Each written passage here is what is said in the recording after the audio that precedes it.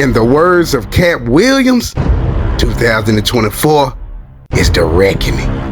2024, everybody can get it, and everybody will be exposed.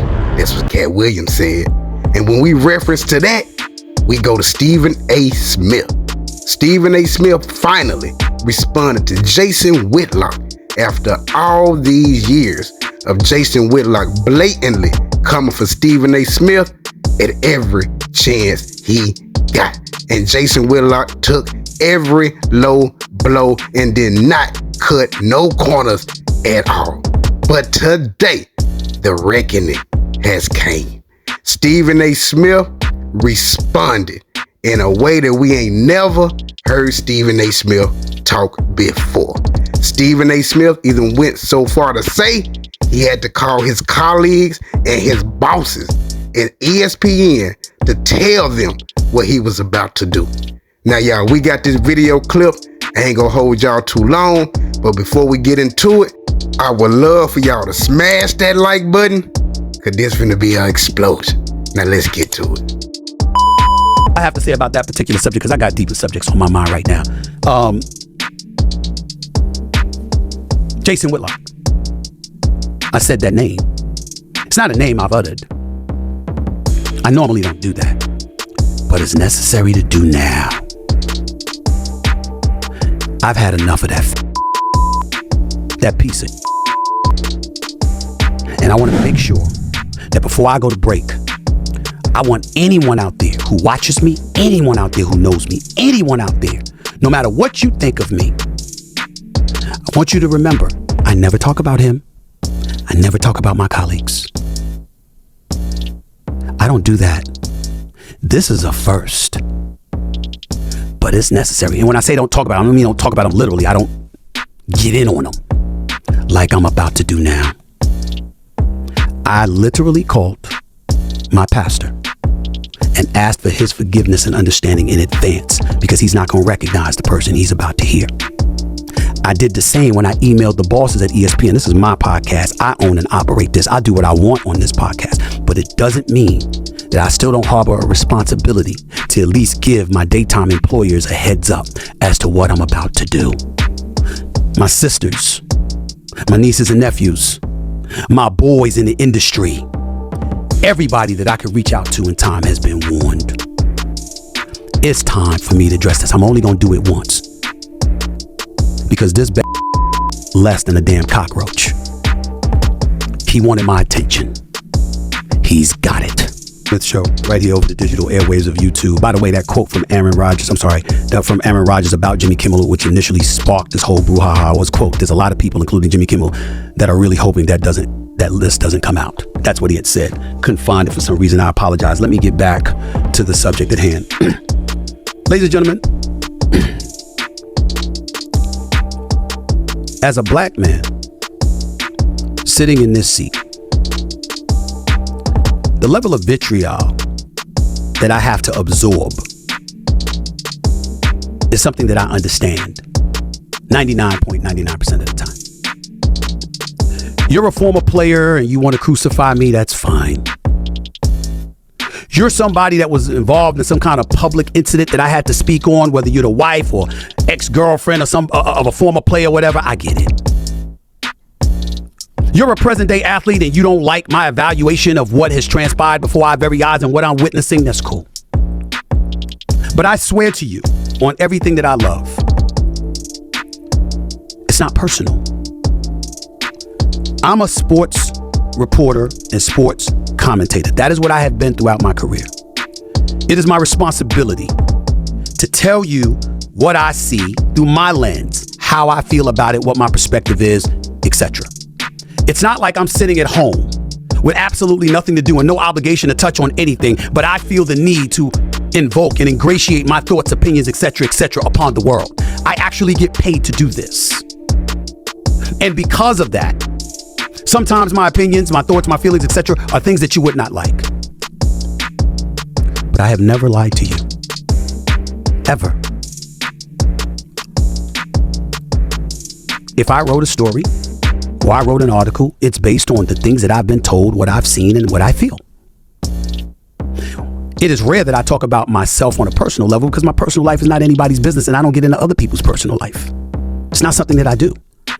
Many figures in the world of sports find themselves in personal situations, not lawlessness, not unlawful things or anything like that, but there's plenty of situations, Michael, Sherry, Juvie, where I've seen certain things and I turn a blind eye and a deaf ear to it because it's none of my business.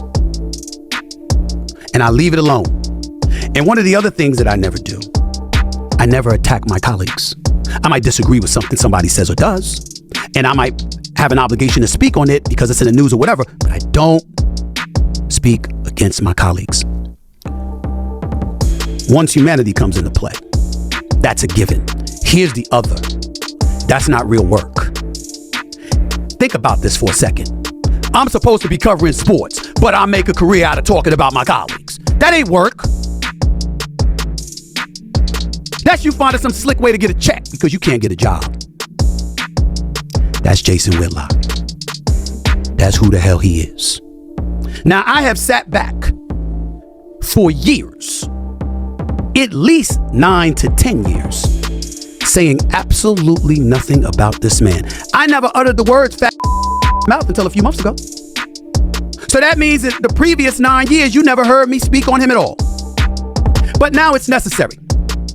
Excuse me. Because you see, if you listen to the I didn't play high school ball. Even though my coach's name was Harvey Stoller, it was Thomas A. Edison Vocational and Technical High School. I played there my senior year. I was in a basketball tournament at Fashion Institute of Technology where I dropped 27 points and got a scholarship because the coach came calling me after that and what have you. If you listen to him, I never had a scholarship to Winston-Salem State, even though it's on the books. Just call the university. By the way, ladies and gentlemen, I'm an honorary doctorate member. I have an honorary doctorate from Winston-Salem State University because of my contributions to Winston-Salem State. I'm called Dr. Smith. Has something to also do with the contributions that I make because I believe about uplifting. I'm an ambassador for HBCU Week, and I've partnered with Ashley Christopher and Mayor Persicki in Delaware and others to generate over 10,000 scholarships in excess of over $65 million in scholarships for African Americans. But this man will tell you I'm lying. He even went so far as to say my autobiography, where I talk about my mother, my father, my sisters, the business, my hiring and firing and rehiring at ESPN. I didn't write it. I didn't write my own memoir, which, by the way, is a New York Times bestseller, something he wouldn't know anything about. Did you know that it's now on paperback? It just came out yesterday on paperback. Do you know that you can go to Amazon.com, StraightShooterBook.com, or a bookstore nearest you to get my book in paperback? Do you know that when people are normally selling 10,000, 20,000, 30,000 copies, I've sold over 400,000? Did you know? But he will tell you, I didn't write it. He's seen my writing. Really?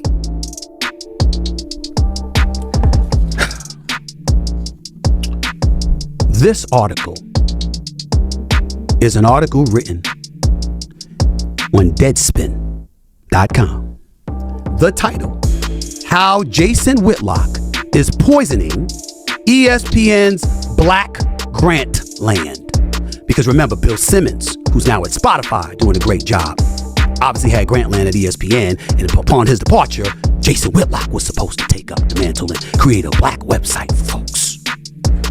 This article was written by a Greg Howard, published on April 27th, 2015. The same Jason Whitlock that said he's seen my writing, the same Jason Whitlock that implied that I couldn't write, the same Jason Whitlock that said that I'm lying. What does this man do? Why would I call up this article? There's a plethora of reasons why I would do so, ladies and gentlemen. One of the reasons would be because it's as in-depth as it gets about how scurrilous, how trifling, how despicable this man is. But there's also another reason that I'd pick up this article. Let me read the graph to you that it says. Keep in mind, Stephen A. can't write.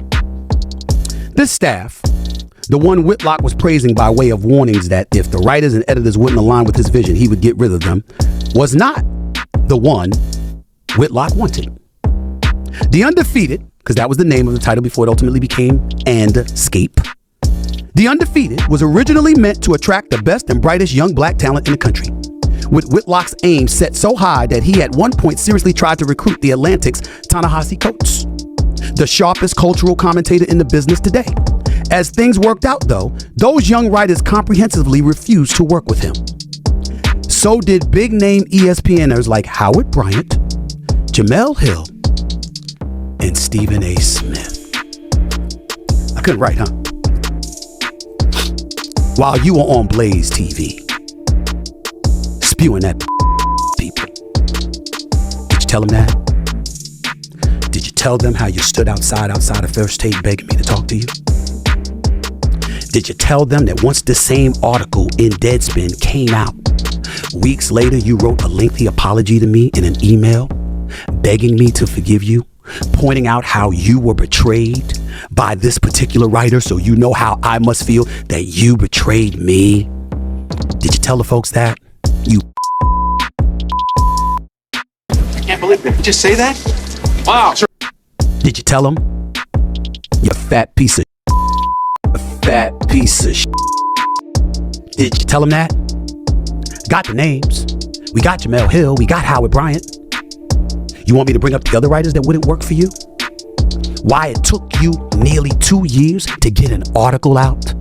Because you ran that you were running it into the ground? What a disgrace you were to John Skipper, the former boss of ESPN, or the host of others.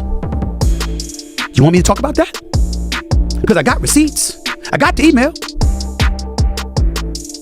Want me to talk about that? Now, just for everybody that wants to understand, how could this possibly be? Because once upon a time, I actually tried to speak up for this day. I knew he was a piece. But I said, look, maybe he's misunderstood. Why would I do that, ladies and gentlemen? Because sometimes as black folks, we get in our own way. We think that all of us must be of one monolithic thinking, that we need to be completely and totally aligned. And any deviation from that brings into question our quote unquote blackness. Martin Luther King was a man of peace.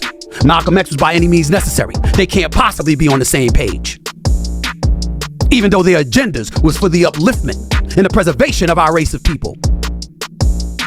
So I understand when we talk about stuff like this, how people can sit up there and say, how did it get to this? How did it get to this? Remember when I got suspended years ago? You know what's out there writing stuff, smiling in my face 1 minute, talking smack about me behind my back, and then ultimately writing it? It was him. Remember when I supposedly used and people were speculating that he used the N-word on the air and all of this other stuff? He was the first one out there trying to say that I did it. Ladies and gentlemen, I didn't do it on the air. In my humble opinion, I'm telling you that. However, it's not like I didn't use the N-word when I was off the air, when I was talking to my fellas, or I was talking to other folks who happen to be black. I am not a proponent of using that word often, nor am I advocating that that word be used now. I'm just acknowledging the guilt that comes associated with me in terms of when I was younger. But I was always saying we as black people communicate how we want to communicate with each other. I love John Wooten, who's been associated with the Fritz Alliance, the Fritz Alliance, Fritz Pollard Alliance. Love that man.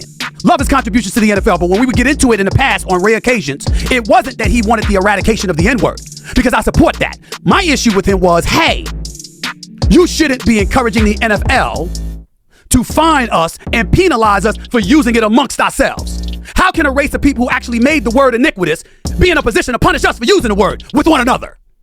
I had a problem with that, and I stand by that, but I digress.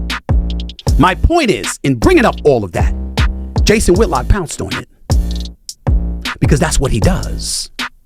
You see, what he does is he's the one that puts himself in front of white folks. The white folks, not all white folks, not most white folks, but the white folks that dare we say may have a problem with black folks. He says, I'm your man. That's what he does. You think I'm lying? Ask ESPN. Ask Fox. Ask the Kansas City Star. Ask them all. Jemele Hill, Rob Parker, Chris Broussard, Skip Bayless, yours truly, along with a host of black folks all over this country. Every single one of them will confirm what the hell I'm saying about this piece of garbage. Well, look. It look like Cat Williams done put a battery in everybody back. Got everybody gassed up.